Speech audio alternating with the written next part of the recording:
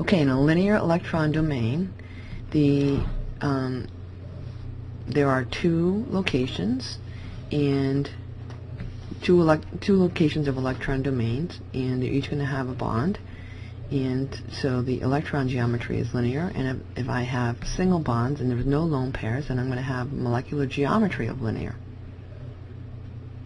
Okay. Now remember,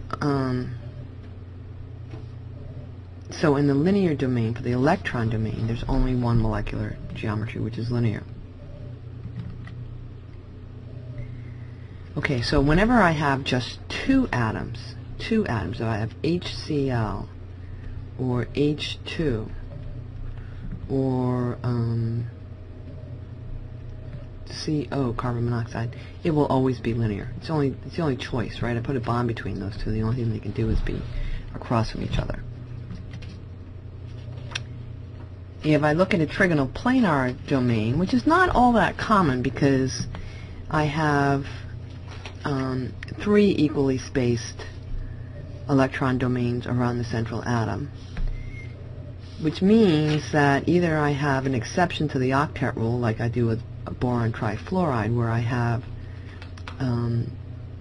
boron only ends up with 6 electrons in the central atom, but I've got 3 equal domains here.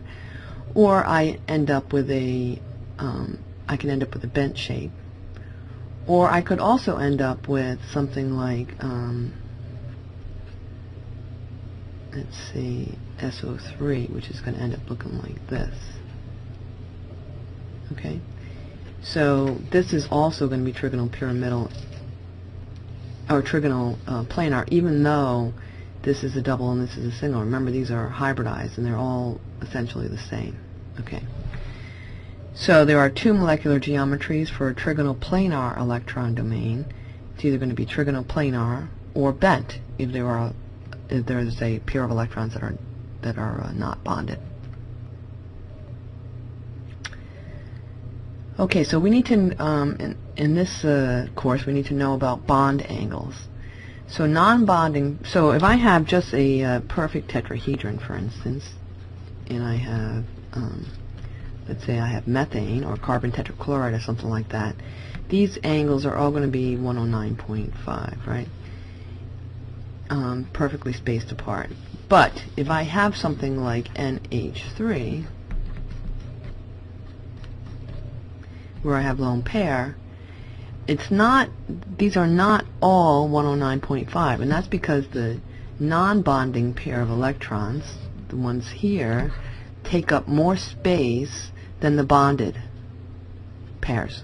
Okay, so these are going to be skewed further away from this lone pair, so they take up more room, and as a result the bond angle shifts. So this angle between the lone pair and the atom grows, and this shrinks a little bit. It goes from 109.5 down to 107. And it loses another 2.5 degrees if I have 2 lone pair. Because remember, those lone pair take up more space, slightly more space. So it's going to, in the case of water, my bond angles shrink to about 104.5.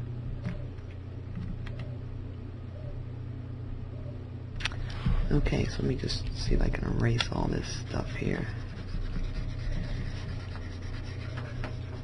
Alright.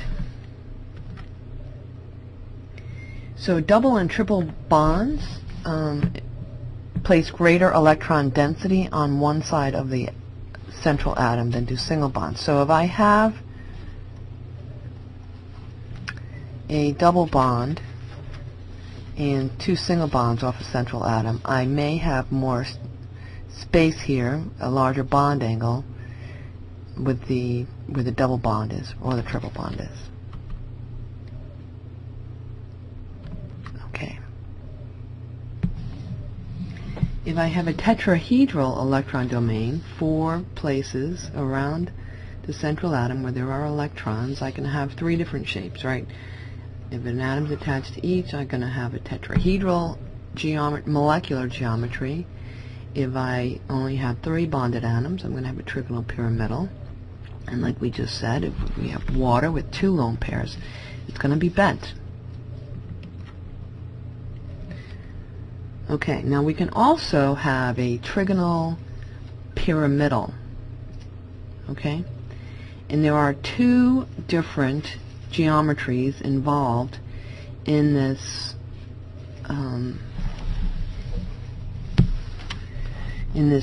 electron shape. Okay, so if you think about it, I think Renee McCormick explains it this way. If I consider this to be my head and this to be my feet, then these are 180 degrees apart, right? And then if I consider that I've got 3 atoms equatorial around the equator, so imagine I have, she calls it a triangular belt, a belt with a triangle equally spaced apart. If these are equally spaced apart around 360 degrees, each of them is going to be 120 degrees. Okay, and then if you think about it, I've got these lines sticking out from my head. This angle is a right angle, and it's going to be a 90 degrees. Okay, so along the equatorial axis, they're going to be 120 degrees apart. Along the, if I compare the axial to the equatorial, they're going to be 90 degrees apart. These 2 here are going to be 180 degrees apart. Okay. So this is obviously, I only have a trigonal bipyramidal if I have an expanded octet, right? So this is going to be the 3rd period and greater. So I have 1, 2, 3, 4, 5 electron domains around the central atom. Okay. All right. So lower energy results from having non-bonded electron pairs in the equatorial as opposed to the axial. So we're always going to have the head and the foot, but I won't always have the complete triangle in my belt. Okay, so if there's not an atom, it's not going to come from the head or the foot, it's going to come from the belt. Okay, and again, lone pairs take a little bit more space, so that shifts this angle. This becomes a little bit more than 180. This is an interesting position. If you shape, if you turn it sideways, you'll see this is nothing more than a seesaw, and that's actually the technical term for that shape. It's a seesaw. Okay, so I can have if I have bonded atoms at all 5 domains, I have a trigonal bipyramidal, right? So it's a pyramid on top and a pyramid on the bottom, trigonal bipyramidal. If I am missing the one of the equatorial, I have my seesaw. If I have a 2 lone pair, they're both going to come off the equatorial. They're both going to come off the belt, and I'll have a T shape. And if I have only 2 bonds, and I have 3 lone pair, they're all going to come off the belt, or the equatorial position, and I'm going to just have a linear molecule. Okay, so for octahedron, now again, if I have an octahedral, then I have 6 domains around the central atom, and of course this is an expanded octet, and this can only happen if I am in the third or greater. I don't want to say above the 3rd, because that, so it could be 3rd period, 4th period, 5th period. They're going to have enough space. They're going to have d orbitals to allow this to happen, right? So if I think about this shape again, let's say I have atoms attached to all of them. I still have a head, right? I still have feet. This is going to be 180. Now my belt is no longer a triangle, it's a square. So I have 4 equally spaced locations on the belt. Okay, and these are going to be 90 degrees apart from each other, and this is going to be 180 degrees apart. Okay, so if I have atoms on all 6 domains, then I have an octahedron. if I have a one lone pair, I'm going to have a square pyramidal. It's going to be kind of like this. Didn't draw that very well. And if I have a square planar, it's going to be kind of like a Ferris wheel, right? It's going to be all on the they're going to be on the equatorial position.